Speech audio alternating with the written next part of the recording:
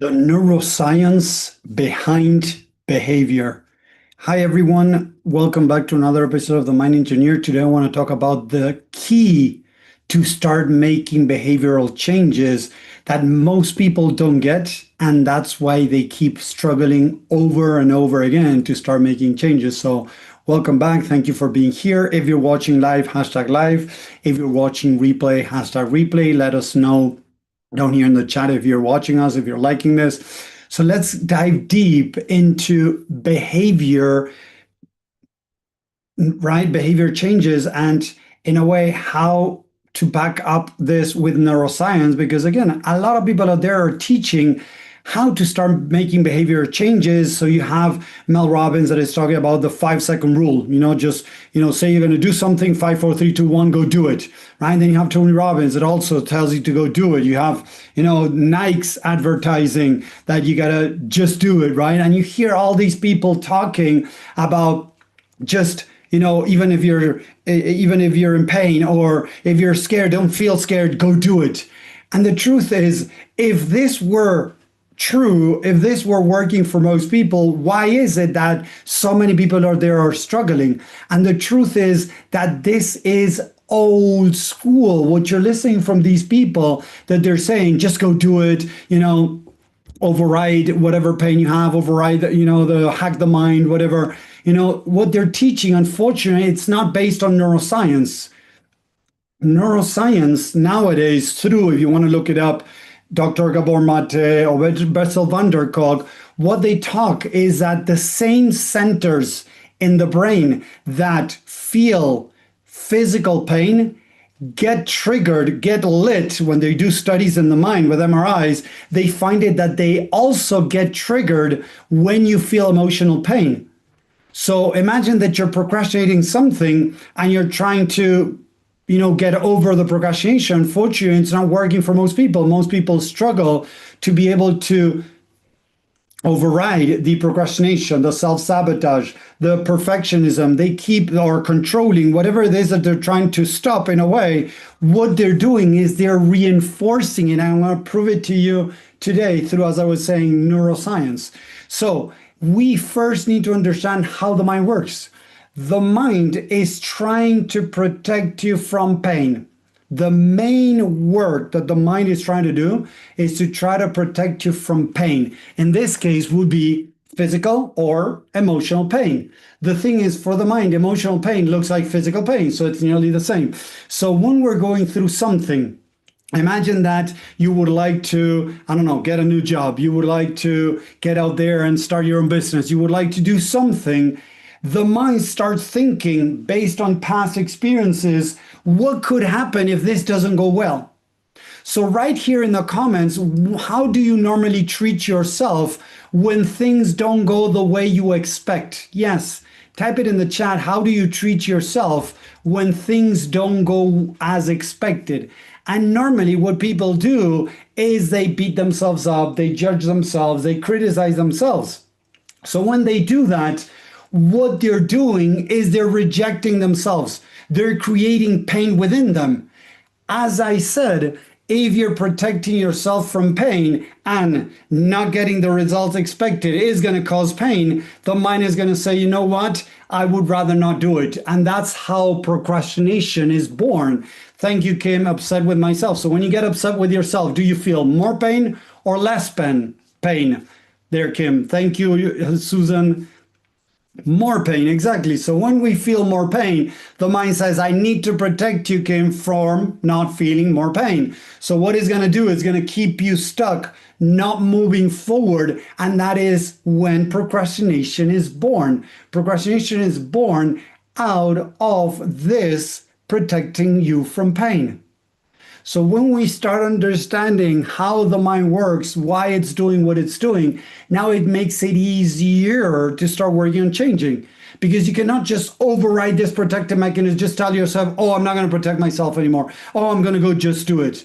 Again, if that were true, most people would be getting everything they want in their life. Because if the 5, 4, 3, 2, 1 rule would work, if all these things about authoritarianism, pushing yourself to do things or to stop doing things, maybe, stop eating junk food, Stop eating sugar. Stop getting angry whenever things don't go well. Stop judging yourself. Stop criticizing yourself. If it were that easy to just say it and that would work, why is it that so many people are struggling? Because the truth is, it doesn't work like that for most people.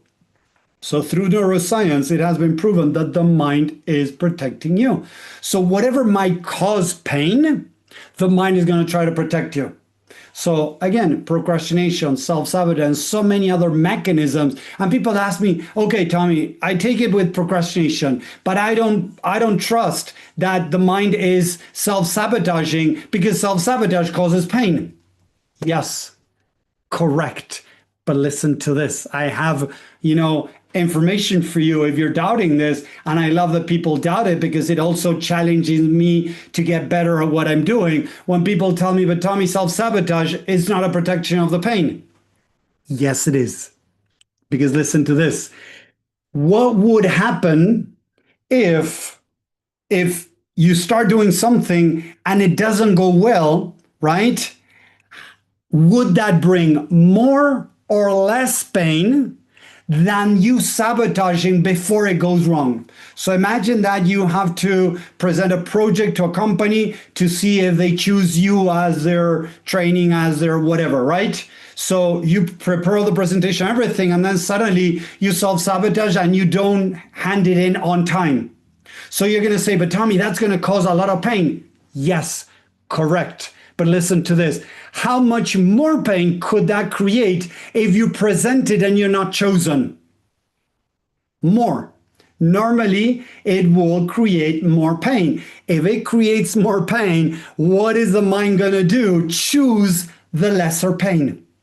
Choose the lesser pain through self-sabotage. So I've worked with people that self-sabotaged relationship. They will sabotage the relationship before the other person would reject them.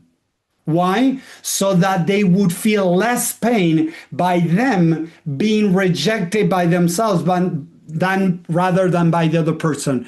Other people have, destroyed work. They have destroyed their business. They have self-sabotaged different areas in their life because of the lesser pain. So yes, even self-sabotage is a protective mechanism.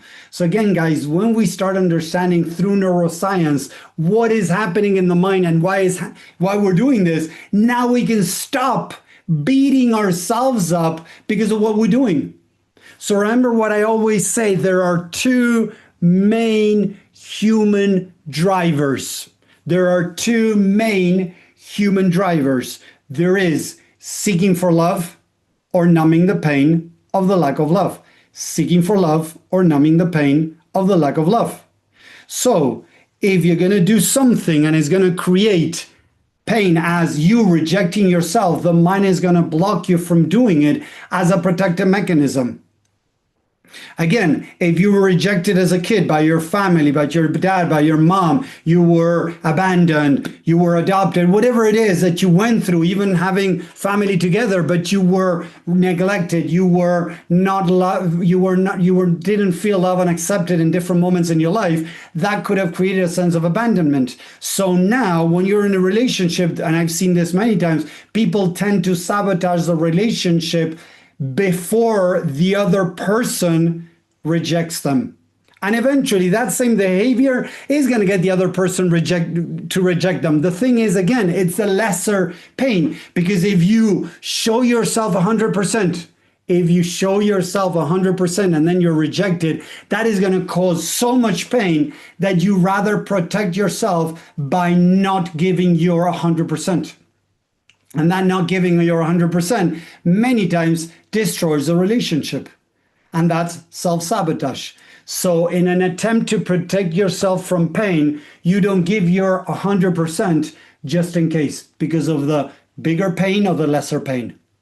When we start understanding this dynamic, it makes it easier to go into this next step about loving and accepting myself and all my behaviors, the parts of me that are creating those behaviors as a protective mechanism.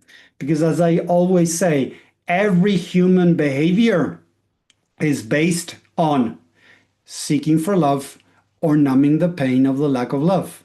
So at the end, both things have to do with wanting to feel loved. At the end, what we're all seeking is love. So what really dissolves any behavior is giving yourself love and acceptance. When you start giving yourself love and acceptance, the thing that that part of you was lacking when you were growing up, suddenly it doesn't need the behaviors it created to look for love and acceptance. Think about that for a second, guys. Seriously, that is the simplest way, the simplest form the mind works. The more we criticize, judge, reject, do whatever against ourselves, we're going to create more of what we don't want. What makes the change, the key to behavioral changes, is to love and accept the version of you that chose that behavior or those behaviors to protect you.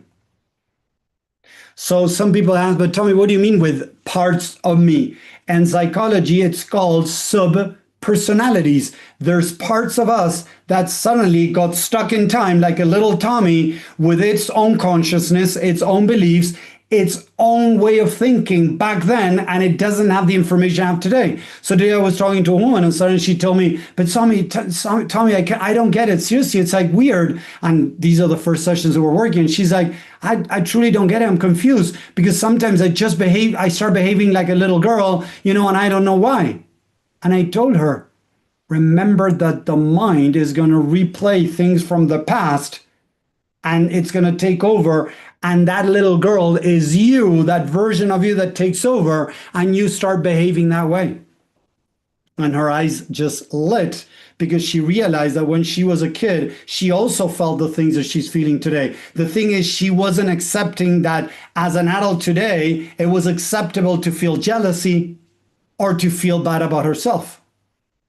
So as she was judging herself for feeling that, she was rejecting herself. She was rejecting herself. It was impossible to make any type of changes.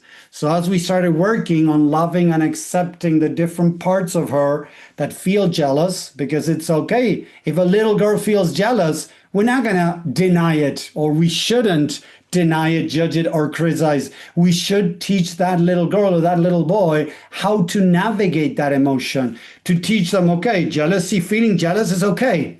Going and hitting another kid because you feel jealous, that's not okay. So how to start navigating the emotions is what we didn't have as little kids. But now, as the mind has no time, we can go back in time and start teaching our own younger versions of us how to start dealing with all that pain, suffering, emotions that were coming up, and nobody taught that little kid how to deal with them.